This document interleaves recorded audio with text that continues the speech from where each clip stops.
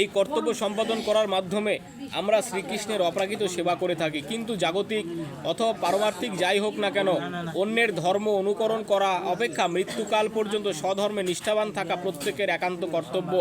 জাগতিক স্তরের কর্তব্য এবং পারমার্থিক স্তরের কর্তব্য ভিন্ন হতে পারে, কিন্তু সেগুলি সম্পাদন করা সবসময় মঙ্গলজনক। মানুষ যখন জড়া প্রকৃতির দ্বারা কবলিত থাকে, তখন তার কর্তব্য হচ্ছে তার বিশেষ অবস্থার জন্য নির্দিষ্ট বিধান পালন করা, এবং কোনো অবস্থাতেই অপরকে অনুকরণ করা উচিত নয়। যেমন সত্যগুণের দ্বারা প্রভাবিত ব্রাহ্মণ হচ্ছেন অহিংসা পরায়ণ, কিন্তু রজগুণের দ্বারা প্রভাবিত ক্ষত্রিয় প্রয়োজন হলে হিংসার আশ্রয় নিতে পারেন। স্বধর্ম আচরণ করতে গিয়ে ক্ষত্রিয়কে যদি মৃত্যুবরণ করতে হয় তাও ভালো, কিন্তু ব্রাহ্মণকে অনুকরণ করে অহিংসার আচরণ করা উচিত নয়। চিত্তবৃত্তির পরিশোধন করা সকলেরই কর্তব্য, কিন্তু তা সাধন করতে হয় ধীরে ধীরে, তাড়াহুড়ো করা উচিত নয়। তবে মানুষ যখন জড়গুণের প্রভাবমুক্ত হয়ে সম্পূর্ণরূপে কৃষ্ণ চেতনা লাভ করেন, তিনি যে কোনো রকম আচরণ করতে পারেন, কিন্তু তার সেই সমস্ত কর্ম অনুষ্ঠিত হয় সদ্গুরুর নির্দেশ অনুসারে। কৃষ্ণ ভাবনামার সেই পূর্ণ স্তরে ব্রাহ্মণ ক্ষত্রিয়ের মতো আচরণ করতে পারেন, ক্ষত্রিয় ব্রাহ্মণের মতো আচরণ করতে পারেন। অপ্রাকৃত স্তরে জড়জগতের গুণ অনুসারে স্তর বিভাগ নেই। যেমন ক্ষত্রিয় হওয়া সত্ত্বেও বিশ্বামিত্র ব্রাহ্মণের মতো আচরণ করেছিলেন,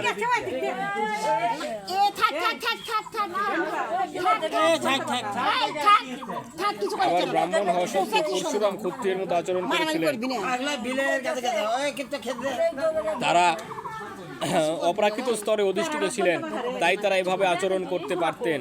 কিন্তু মানুষ যখন প্রাকৃত স্তরে থাকে, তখন জড়া প্রকৃতির গুণ অনুসারে তাকে তার স্বধর্ম আচরণ করে সম্যকভাবে কৃষ্ণ চেতনা লাভ করতে হয়।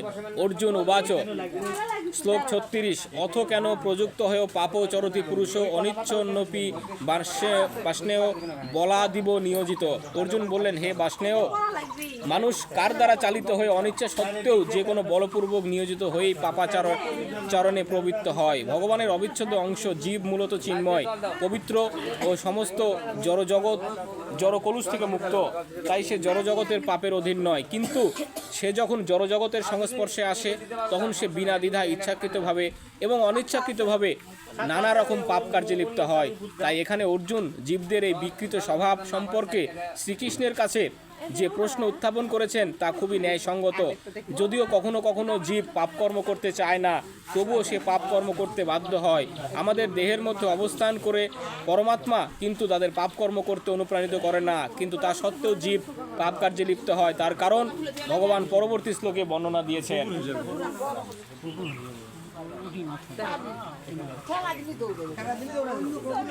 শ্রী ভগবানুবাচ, শ্লোক 37, কাম এসো ক্রোধ রজগুণোদ্ভব মহাশন মহাপাত্তা বিদ্যৈনী মিহ বৈরী নম।